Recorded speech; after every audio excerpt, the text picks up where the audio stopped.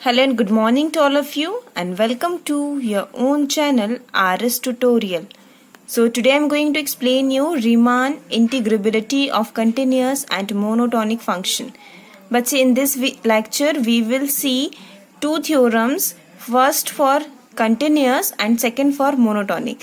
बच्चे दोनों ही थ्योरम बहुत ज़्यादा इम्पॉर्टेंट हैं, सो प्लीज़ पूरा वीडियो बहुत ध्यान से पढ़िएगा. जिन भी बच्चों ने इसके पहले के अटेंड नहीं किए हैं लेक्चर्स, आप सारे ही लेक्चर्स अटेंड कर लीजिए. मैं सारे लेक्चर्स का लिंक इस वीडियो के डिस्क्रिप्शन पर दे दूंगी. So before starting this video please like, share and subscribe this channel as much as possible. And now you can follow me on my Facebook and Instagram page, जिसका link इस video के description पे है. और अब आप इस video का PDF भी डाउनलोड कर सकते हैं, लिंक इस वीडियो के डिस्क्रिप्शन पे है. So let's start the lecture. So बच्चे this is the theorem first, every continuous function is Riemann integrable. So बच्चे let fx is continuous in interval AB, then for any given epsilon is greater than 0 there exists del is greater than 0. Okay, so आपको क्या देखना है, सबसे पहले हम जो भी फंक्शन ले रहे हैं बच्चे थ्योरम है तो हमें यहाँ पर मान के ही चलना पड़ता है. ओके, अगर ये न्यूमेरिकल क्वेश्चन होता तो आपको फंक्शन की वैल्यू भी दी होती और आपको इंटरवल की वैल्यू भी दी होती. ठीक है, सो न्यूमेरिकल्स क्वेश्चंस हम ऑलरेडी कर चुके हैं एंड उस जो हमने न्यूमेरिकल क्वेश्चंस किए हैं उससे रिलेटेड थ्योरम्स भी हम पहले कर चुके हैं. ठीक है, सो हमने यहाँ पर एक फंक्शन लिया है जो कि कंटिन्यूअस है. किस इंटरवल पर कंटिन्यूअस है बच्चे? AB इंटरवल पर कंटिन्यूअस है. ठीक है, अगर ये कंटिन्यूअस है तो क्या दिया गया है हमको कि एप्सिलॉन 0 से बड़ा होगा और हमारा डेल भी 0 से बड़ा होगा. ठीक है, आप एक एक लाइन बच्चे अच्छे से समझते जाइएगा. ओके, सो अगर यहाँ पर हमारा एप्सिलॉन ग्रेटर देन 0 है एंड डेल ग्रेटर देन 0 है तो एक कंडीशन बनती है बच्चे कंटिन्यूअस के लिए कि हमारा fx1 या fx2, बच्चे x1 और x2 क्या है, हमारे वेरिएबल नेम है. आप यहाँ पर x डैश और x डबल डैश ऐसा भी यूज कर सकते हैं. ठीक है, सो हमने यहाँ पर लिया है fx1 minus fx2 is less than epsilon, क्योंकि यहाँ पर क्या बोल रहा है कि एप्सिलॉन ग्रेटर देन है, मतलब सबसे बड़ी वैल्यू क्या है, एप्सिलॉन है. और ये एप्सिलॉन कोई भी वैल्यू हो सकती है. ठीक है, पर वो वैल्यू क्या है हमें स्पेसिफिक नहीं पता है, इसलिए हमने इसे एप्सिलॉन से डिफाइन किया है.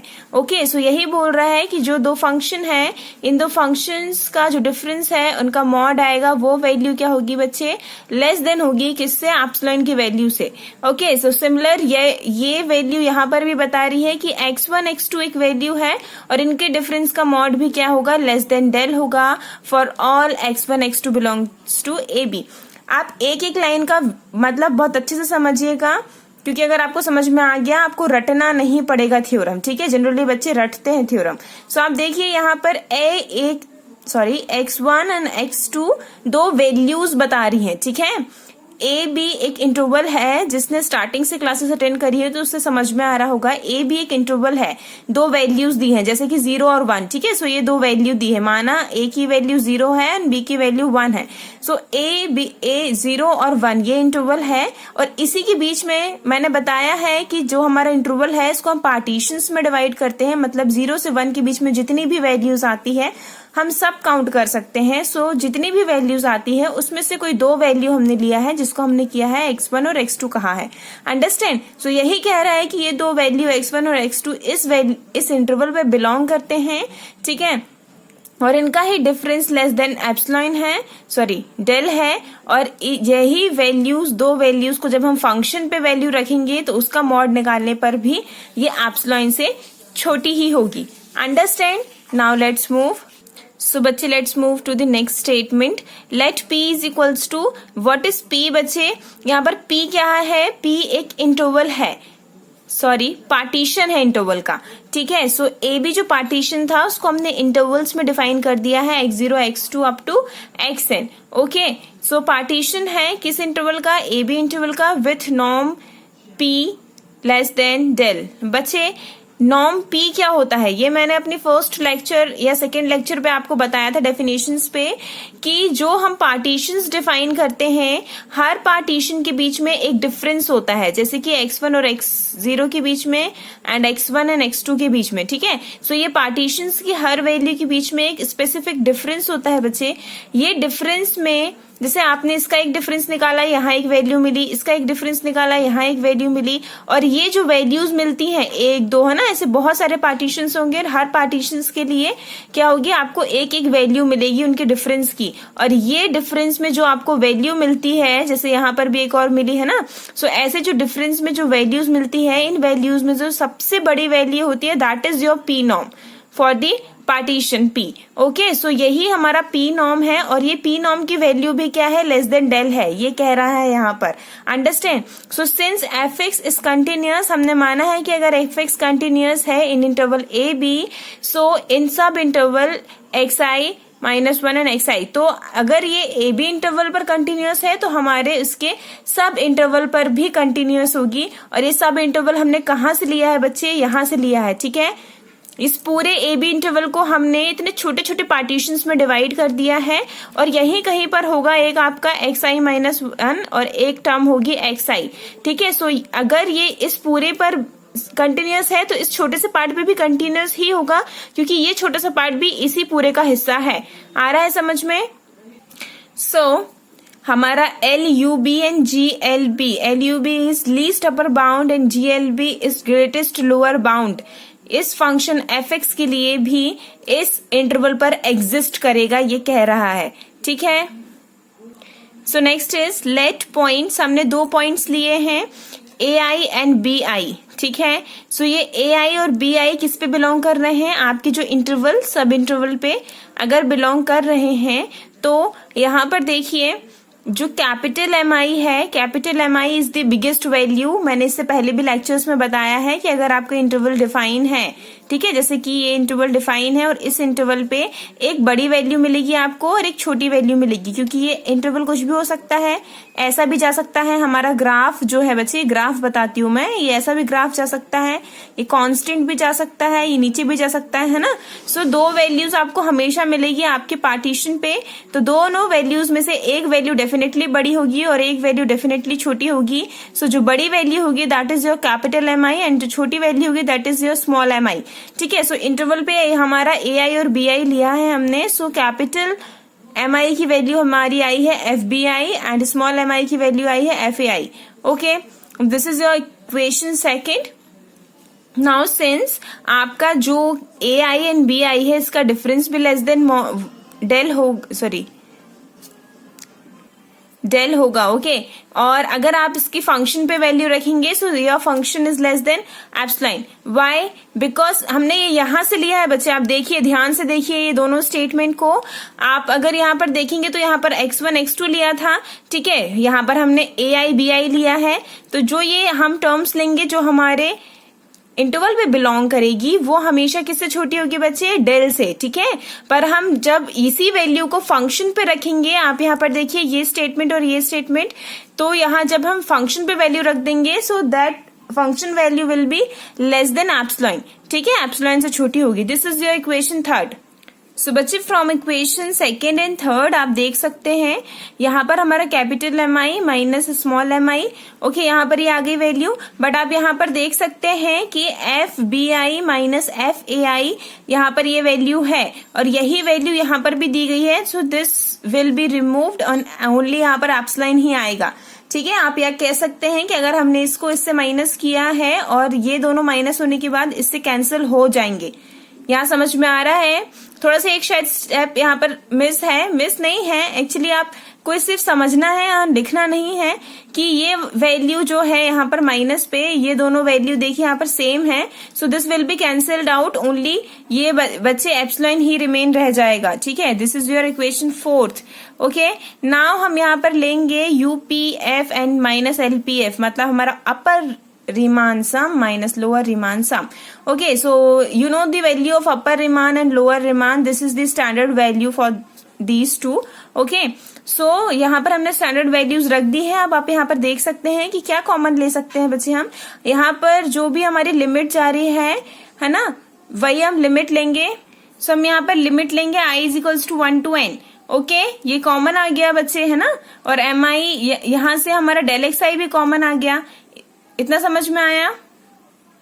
नाउ आप नेक्स्ट देखिए, यहाँ पर थोड़ा ध्यान से देखिए, यहाँ पर जो mi, कैपिटल mi और स्मॉल mi है, इसकी जगह पर आप डायरेक्ट एप्सिलॉन पुट कर सकते हैं, ठीक है, क्योंकि हमने इक्वेशन 4 से लिया है, अभी ये स्टेटमेंट लिखा था ना। सो हम यहाँ पर कैपिटल mi स्मॉल mi की प्लेस पर हमने एप्सिलॉन पुट किया है। Okay, and what is the remaining term? Remaining term is summation i is equals to 1 to n del x i. Is that clear? Okay, so अब आप यहाँ पर देखिए, हमने इस पूरे की प्लेस पर b माइनस ए क्यों लिखा है? क्योंकि जब हम इसको एक्सपेंड करेंगे एंड बहुत सारी टर्म्स क्या हो जाएंगी, कैंसिल हो जाएंगी, क्योंकि हमारी डेल एक्स आई की वैल्यू क्या होती है, हमने यहाँ पर कहीं लिखा है डेल एक्स आई की वैल्यू, सो नहीं लिखा है, मैं बता देती हूँ। डेल एक्स आई की वैल्यू होती है एक्स आई माइनस 1, ठीक है। सो जब हम ये वैल्यूज यहाँ पर आई की 1 by 1 वैल्यूज रखना स्टार्ट करेंगे, सो एट लास्ट ये होगा, सारी ही वैल्यूज कैंसिल हो जाएंगे, सिर्फ 2 वैल्यू बचेगी। बचे कौन सी वैल्यू बचेगी? एक आपका xn बचेगा और एक आपका x0 बचेगा।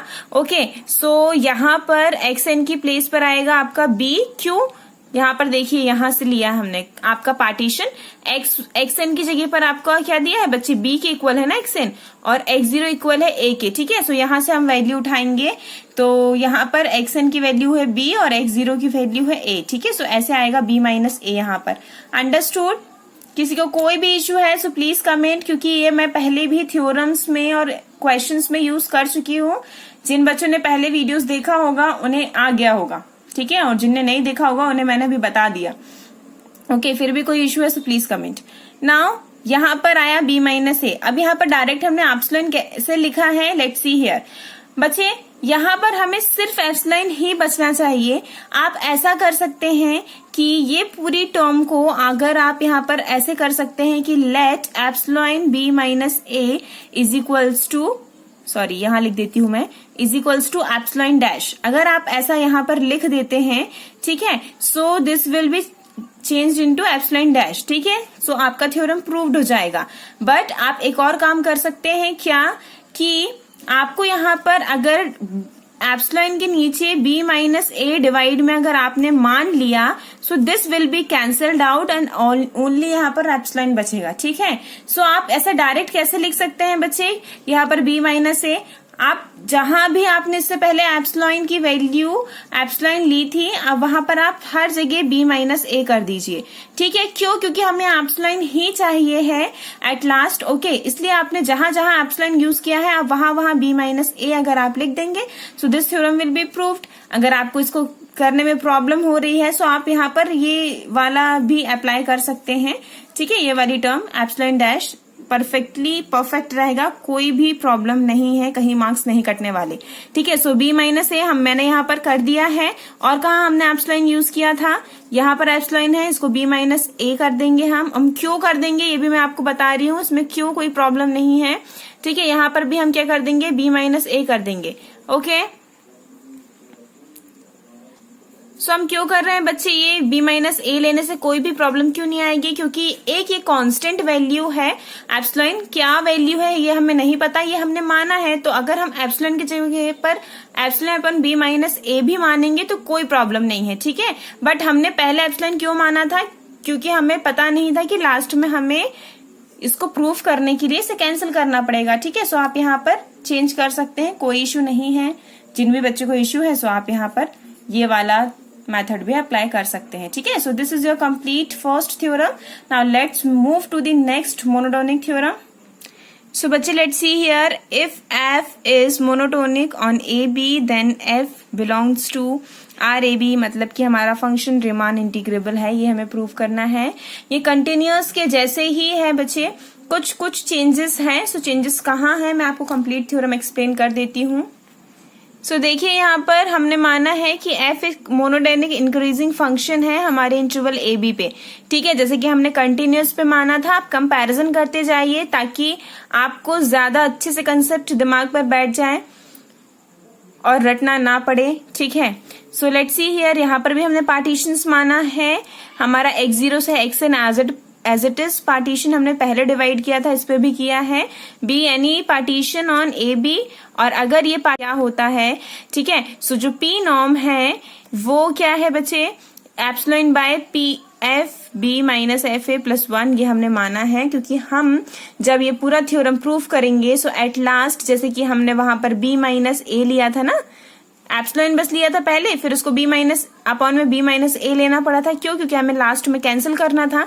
वैसे यहाँ पर भी लास्ट में आपको ये वाला फंक्शन मिलने वाला है, सो इसको डिवाइड करना ही पड़ेगा आपको, तो हम बाद में डिवाइड करते, इससे पहले हमने यहाँ पर डिवाइड कर दिया है, ठीक है। Now this is your equation first.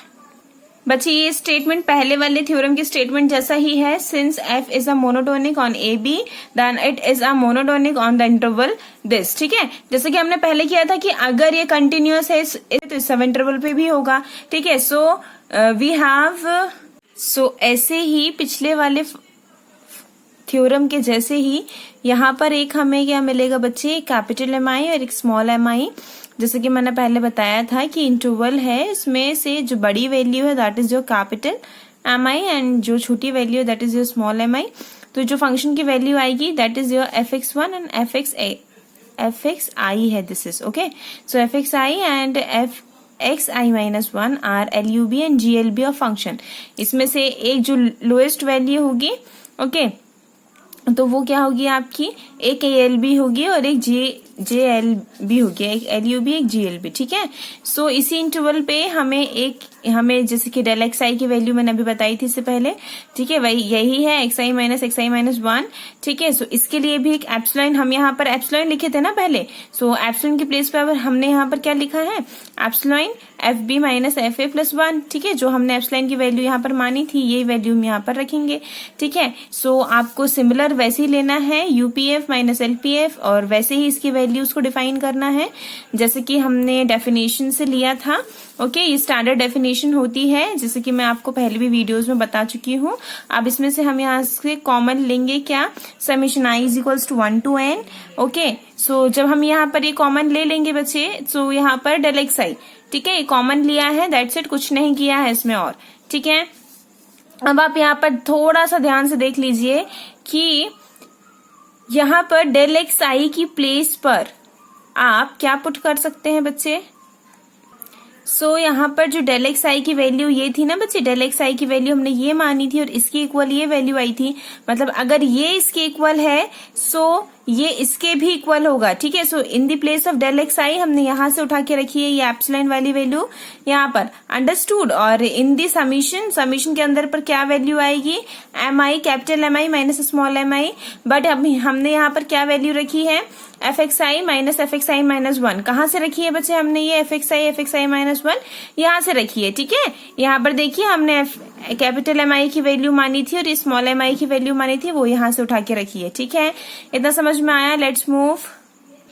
बच्चे देखिए यहाँ पर एज इट इज, यहाँ पर I की वैल्यू आप 1 by 1 रखते जाएंगे, एक बार 1 रखेंगे, एक बार 2 रखेंगे, सो ये पूरा एक्सपैंड हो जाएगा, ठीक है, ऐसे सीरीज फॉर्म पे आएगा। नाउ वैल्यूज कैंसिल आउट हो जाएंगी बच्चे, ठीक है। So what will be the remaining values, आपको मिलेगा एक XN FXN माइनस एक मिलेगा आपको FX0, बाकी सारी ही वैल्यूज यहाँ पर माइनस होने वाली है, क्योंकि अगर यहाँ पर FX2 है सो आपको यहाँ पर एक माइनस में मिलेगा FX1, ठीक है। सो जैसे ये वैल्यूज कट हो जाएगी और इसके बाद एक और वैल्यू आएगी तो ये कट हो जाएगी, ठीक है। So this will be remaining term. So यहाँ पर ऐसे ही मैं आपको पार्टीशन में से पहले भी बता चुकी हूँ, कहाँ गया हमारा पार्टीशन, ये है XN की वैल्यू किससे रिप्लेस हो जाएगी, B से, और X0 की वैल्यू A से रिप्लेस हो जाएगी, क्योंकि X0 वाली टर्म A मानी है हमने और XN वाली टर्म B मानी है, ठीक है।